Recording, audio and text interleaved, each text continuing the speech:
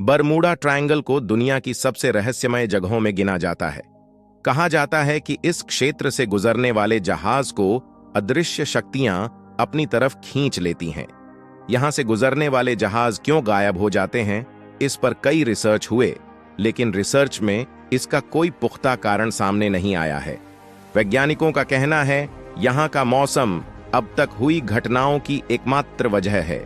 ऐसा क्यों होता है, इस पर वैज्ञानिकों का कहना है बरमूडा ट्रायंगल में भारी चीजों को खींचने की ताकत बादलों में बनने वाले षटभुजाकार आकृति से मिलती है। यही दुर्घटनाओं के लिए जिम्मेदार होती है। बादल और तेज हवाओं से जब जहाज टकराते हैं तो उसे खींचकर समुद्र में ले जाते हैं। बीते सैकड़ों सालों में यहां हजारों लोगों की जान गई है। एक आंकड़े में यह सामने आया है कि यहां हर साल हवाई जहाज और 20 समुद्री जहाज रहस्यमय तरीके से गायब होते हैं। 1945 में अमेरिका के 5 बमवर्षक विमानों के दस्ते ने 14 लोगों के साथ इस त्रिकोणीय क्षेत्र के ऊपर से उड़ान भरी थी। यात्रा के लगभग 90 मिनट बाद रेडियो ऑपरेटरों को सिग्नल मिला कि कंपास काम नहीं कर रहा है। उसके तुरंत बाद संपर्क टूट गया और उन विमानों में मौजूद लोग कभी वापस नहीं लौटे। इन विमानों के बचाव कार्य में गए 3 विमानों का भी कोई नामो निशान नहीं मिला।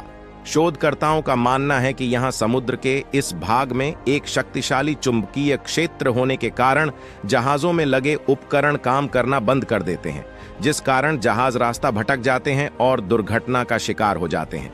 बरमूडा ट्रायंगल के बारे में सबसे पहले सूचना देने वाले कोलंबस ही थे। कोलंबस ही वह पहले शख्स थे जिनका सामना बरमूडा ट्रायंगल से हुआ था। उन्होंने अपने लेखों में इस त्रिकोण में होने वाली गतिविधियों का जिक्र करते हुए लिखा है कि जैसे ही वह बरमूडा त्रिकोण के पास पहुंचे, उनके कंपास दिशा बताने वाला यंत्र ने काम करना बंद कर दिया।